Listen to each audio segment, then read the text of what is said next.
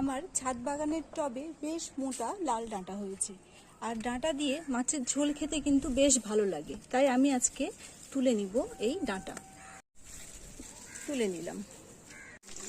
মাছ ভাজতে বসিয়েই উপরে গিয়েছিলাম ডাঁটা কাটতে। তো এক পাশটা বেশ ভালো মতো ভাজা হয়ে এসছে, এবার অন্য পাশটাও তুলতে নিচ্ছি। ডাঁটাগুলো টুকরো টুকরো করে কেটে নিয়েছি, তার সাথে কেটে নিয়েছি আলু, আর মাছের জন্য মশলাও তৈরি করে নিয়েছি। চলো দেখে নিয়ে এবারে তেল ছড়িয়ে এবারে মাছগুলো তুলে নিচ্ছি।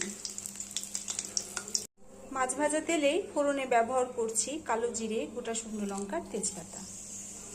ফোড়নটা ভাজা হয়ে এলে অ্যাড করে দিব ডাঁটা আর আলুর টুকরোগুলো।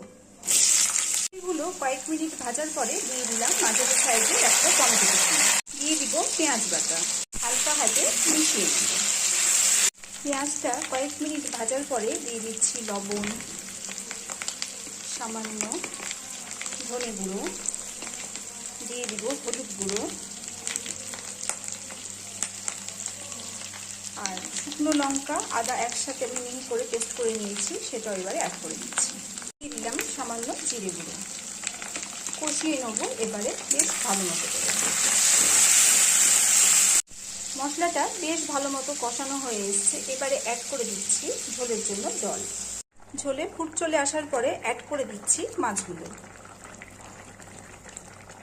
দিয়ে দিলাম সব। অলমোস্ট ডান আমার মাছের ঝোল। নামাবার পূর্বে অ্যাড করে দিচ্ছি গুঁড়ো গরম মশলা।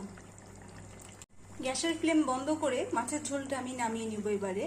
আর এমনি মাছের ঝোল আপনারাও বানিয়ে খেয়ে দেখবেন, খুব টেস্টি হয়। আর এই সময় মার্কেটেও প্রচুর ডাঁটা পাওয়া যায়।